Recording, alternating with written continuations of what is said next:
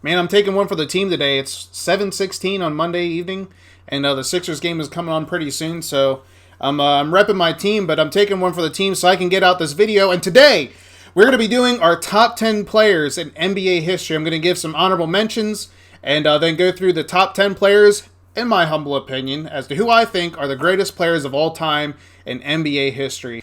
We are on our way to 100 subscribers, and so our goal is to get there by the end of June. We are 24 away. So hit the like button, hit the subscribe button if you've not done so already. Comment anything down for the algorithm, even if it's just the fire emoji or something, or just tell me how stupid I am for my my list here. But anyway, interact with the video in some way, share it with your friends, and we will get to 100 subscribers before the end of June, but I can't do it without your all's help. So hit it down below and let's get into the video.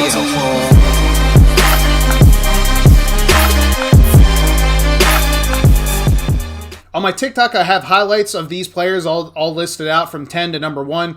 So I'll put that down below. I'll also put it right here on the screen so you can see what my TikTok username is. So if you guys want to see that, go ahead and check that out. But let's go ahead and get into the list. You know, you have a lot of you old heads in here that's going to say, well, man, Jerry West ought to be on the list. No, he shouldn't. Then we got a bunch of young guys that are going to say LeBron James and Kevin Durant should be at the top of the list. But we're going to find out if they are.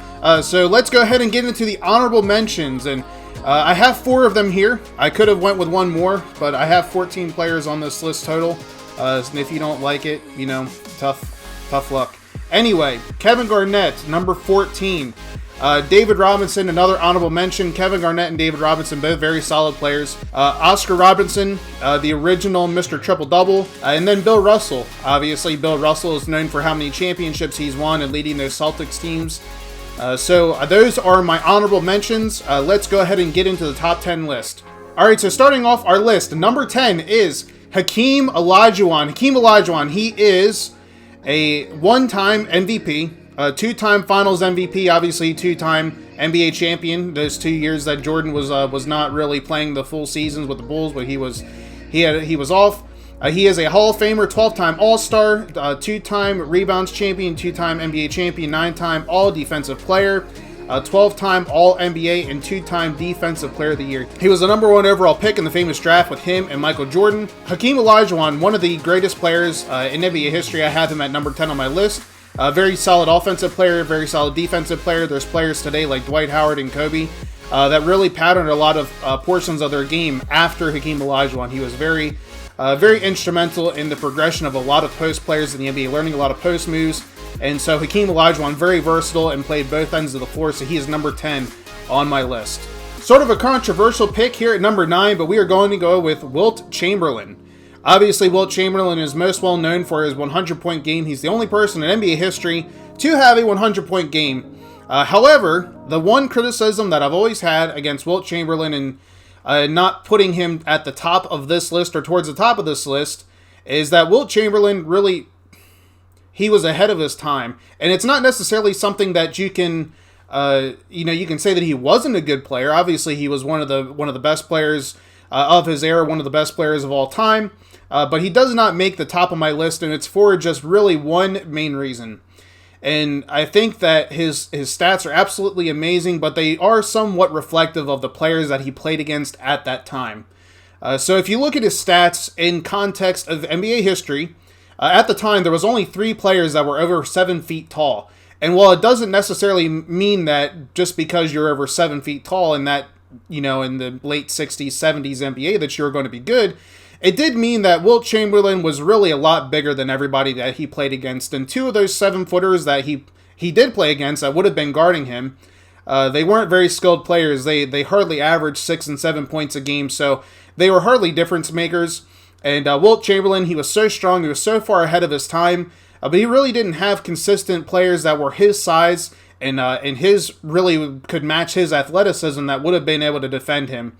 So I see that as if you were to throw Wilt Chamberlain, into the NBA, into the 80s and to the 90s and the 2000s and 2010s, he would not have been getting 50 rebounds in a game. He would not have been averaging 40 and 50 points for an entire season. But he would have lasted the test of time, and that is one of the reasons why Wilt Chamberlain is so good. But it is also one of the reasons why I'm not going to put him at the top of this list, because I do think that there are guys that had stiffer competition to play against, that if they would have switched positions, that I feel like they would have done the same exact thing that Wilt Chamberlain did in his day and age. But Wilt Chamberlain does get the spot over Hakeem Olajuwon, just because of the fact that he came in first, he was a trailblazer, and he does have so many NBA records. Number 8, the big fundamental Tim Duncan comes in here at number 8. He is a 5-time NBA champion, 15-time All-NBA. Rookie of the Year in 1997-98 season. He was All-Rookie, made the All-Rookie team, 3-time Finals MVP, 2-time MVP. He was also the Rookie of the Year.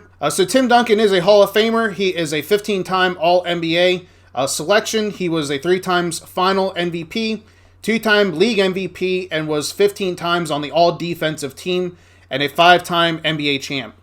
His career averages are 19 points a game, 10.8 rebounds per game, and 3 assists per game, shooting just over 50% from the field. Tim Duncan is on number 8 on the list for the exact reason that he has his nickname, the Big Fundamental. He was the epitome of a fundamental post player.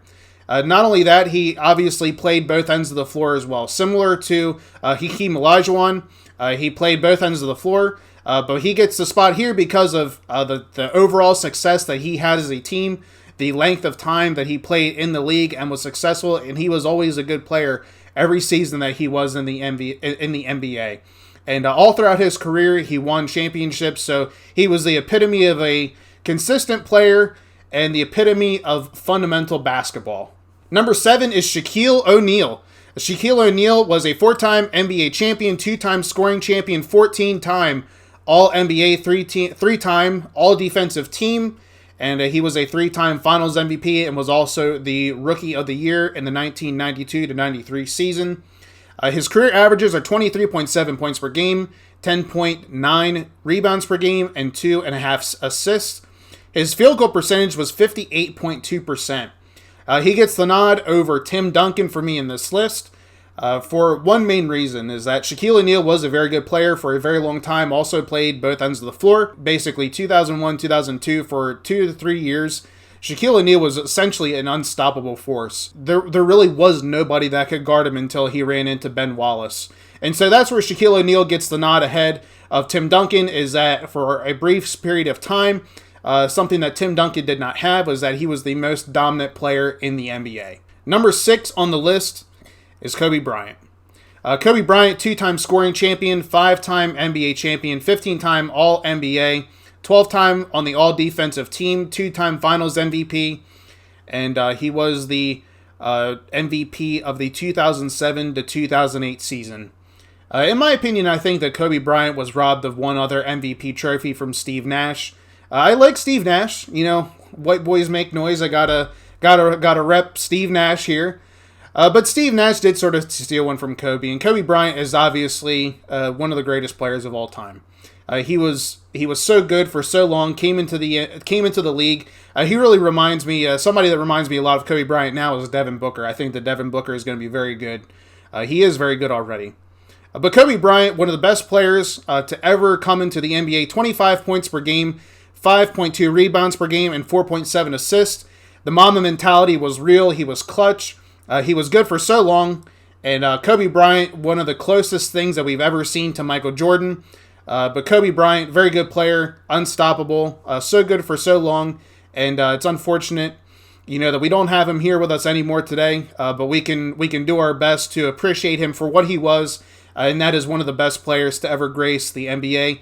And I know a lot of us are very thankful for being able to watch Kobe in his prime and what he was able to do to guys on a weekly basis. So Kobe Bryant, number 6 on our list. All right, number 5. There's a lot of Lakers players on this list, and number 5 is Magic Johnson. Magic Johnson, he was a 2-time steals champ, 10-time All-NBA, 3-time league MVP, 4-time assist champ, and 5-time NBA champion. Also 3 times was the finals MVP. He averaged 19.5 points a game for his career, 7.2 rebounds, and 11.2 assists. So Magic Johnson, very revolutionary player for the NBA when he came in the 80s. Magic Johnson, one of the biggest things about his game was that his court vision. There's really nobody that's ever been in the NBA today that has had the same court vision as Magic Johnson. I mean, when it comes to court vision, seeing the court and being able to make passes, there's nobody better than Magic Johnson. He was not only a good player from the very first time he entered the league. Obviously, he was instrumental in winning so many championships for those Lakers teams and teaming up with Kareem.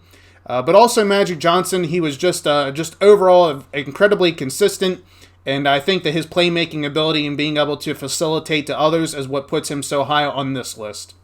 Number 4 is Larry Bird.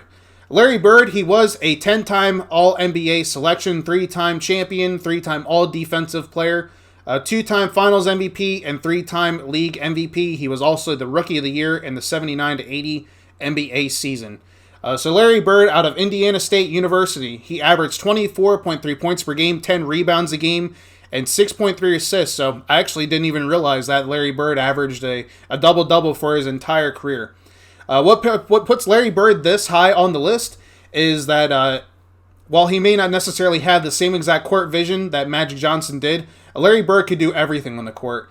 He was a good defender. He was obviously one of the best shooters of all time and was really the first guy that people really recognize as a real shooter. So he revolutionized shooting in basketball, being able to utilize the three-point line. He could facilitate, he could play defense, and really his basketball IQ, there's hardly anybody that's ever played basketball that's had the same IQ that Larry Bird has or had. And so Larry Bird did not necessarily have the same athleticism that other guys did have, but he made it up with basketball IQ and craftiness on the court. So that puts Larry Bird at number 4 on this list. All right, so the list is starting to thin out a little bit, and we are to the top 3. So number 3 is Kareem Abdul-Jabbar. He leads the NBA all-time in points scored. He did average 24.6 points per game, 11.2 rebounds, and 3.6 assists. He also averaged 59.9 or 55.9% field goal percentage. So Kareem Abdul-Jabbar, just going through some of the awards that he's received, he is a 4-time blocks champ, 15 times All-NBA, 6-time NBA champion. He's also a 6-time MVP, 2-time scoring champion, and let's see, it was also 11 times on the All-Defensive team. So Kareem Abdul-Jabbar, obviously, he is one of the best all-time, number 3 on this list, and the reason why is he had one of the most unstoppable moves in NBA history. The skyhook is really a legendary move, and so Kareem Abdul-Jabbar, he was just a great player. He couldn't be blocked, and he had such longevity in the NBA, was so good for so long. Obviously, leading the league in points scored ever is a major accomplishment, and one of the reasons why he is number 3 on this list. There wasn't necessarily so many big athletic players in his time. It doesn't necessarily take anything away from him. It just means that not only was he dominant, that there really weren't, 7-foot guys out there super athletic that were going to be able to block his shot and adequately defend him on a night-to-night basis. So that is one very, very small, incredibly small criticism that I do have, is that these guys, sometimes it was just the area that they played in, but they always sort of get a nod for being revolutionary and being a trailblazer. And Kareem Abdul-Jabbar definitely deserves to be number 3 on this list and any list that's ever been put together. It's hard to argue with 6 times being league MVP. So Kareem Abdul-Jabbar, number 3 on this list. All right, this is where I'm about to make really a lot of people happy or a lot of people mad. Number 2 on the list, and the story has still yet to be completed for this individual, but number 2 on the list is LeBron James. LeBron James, he at the moment is a 4-time MVP, 6-time All-Defensive Team, 4-time champion, 16 times All-NBA, 4 times Finals MVP. At the moment, LeBron James is averaging 27 points per game for his career, 7.4 rebounds, and 7.4 assists, and just over 50% field goal percentage for his career. LeBron James, definitely a dominant force in the NBA. From the moment he came into the league, he took over the Cleveland Cavaliers, really a team that was just really garbage. You don't get the number 1 pick unless you kind of suck, and the Cleveland Browns, well, the Cleveland Browns do suck. I think it's synonymous with Cleveland. You gotta stink to have a team there. But anyway, the Cleveland Cavaliers, they stunk by the time that he got there. Those dudes were garbage. And he ended up taking a pretty garbage team to the finals. I mean, he was pulling Eldrunas Ilgauskas and Drew Gooden to the finals. Definitely one of the best series that I've ever watched in my lifetime. Was that Eastern Conference Finals against the Detroit Pistons. That was just absolutely amazing to me as a young boy, being able to watch that game and the series of games. And I just thought that it was absolutely amazing that LeBron James was able to do that. And unfortunately, they only won one game against that Spurs team in the finals in 2007. But LeBron James, he's been incredibly consistent. He's a dominant force. He can pass. He can shoot. He pretty much does everything on the court. Of course, a lot of people joke about him flopping now. That's sort of a recent thing. But if you remember LeBron James from his initial years in Cleveland and in Miami, he was really just he was just an unstoppable force. So many of these guys are on the list. I know I say it over and over again, but when you're talking about the greatest players of all time, there's a reason why these guys are on the list and pretty much everybody's list. But LeBron James, number 2 on this list, for his longevity, for his dominance in today's NBA, and being able to make the finals as many times as he did with really some bad teams. He really deserves this spot on the list. So LeBron James, number 2, which gets us to number 1, his heiress, Michael Jeffrey Jordan. He is number 1 on the list. And Michael Jordan, I don't care what you say. I'm sorry, LeBron James fans. He does not compare. Michael Jordan is the greatest player to ever touch a basketball.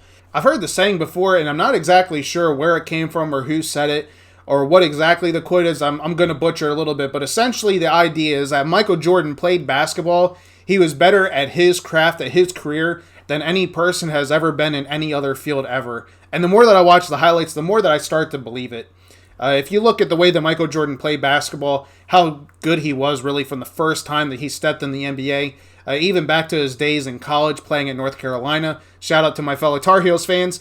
But Michael Jordan was dominant in every sense of the word. He is the greatest player to ever touch a basketball. Looking at his looking at his many accomplishments, he was a 10-time scoring champion, 6-time NBA champion, 6-time Finals MVP, 9-time All-Defensive Team. He also was Defensive Player of the Year in 1987 to 88. He was 11 times All-NBA, and he also was 3 times the Steals Champion of the league. Michael Jordan averaged for his career 30.1 points per game, 6.2 rebounds per game, and 5.3 assists per game. Looking at his playoff stats for his career, you want to talk about LeBron James taking some bums to the NBA Finals? Well, Michael Jordan really played with some incredibly horrific teams in his early career, dragging a team to the playoffs. In the 1985 to 86 season, Michael Jordan averaged 43.7 points per game in the 3 games they played in that playoffs. Looking at the next couple seasons, the next couple seasons are as follows for his playoff averages. In the year after 86, he averaged 35.7, 36.3, 34.8, 36.7, 31.1, 34.5,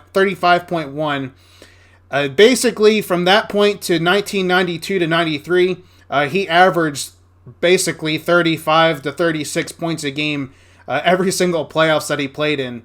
I thought it was pretty amazing a couple years ago when James Harden averaged like 34 points per game or whatever it was. Jordan did that in the playoffs, and he did that for like 7 years running.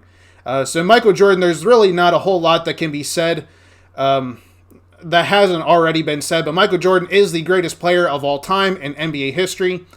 He is number 1 on my list, and he's number 1 on so many other people's lists for the very obvious reason that Michael Jordan is so much to basketball these days. He's got his own brand. He was the greatest player of all time, so many times won the NBA championship, and he really dominated the league from the very moment that he stepped into it. So Michael Jordan is number 1 on my list. Well, I do think that every single one of these players are very close in skill and talent. This is my list for the top 10 players in NBA history. Let me know what your top 10 list is. Let me know if I did good on my list. Drop me a thumbs up below. Subscribe to the channel. We're going to be having some more videos coming out soon, and I hope to see you guys on the next one.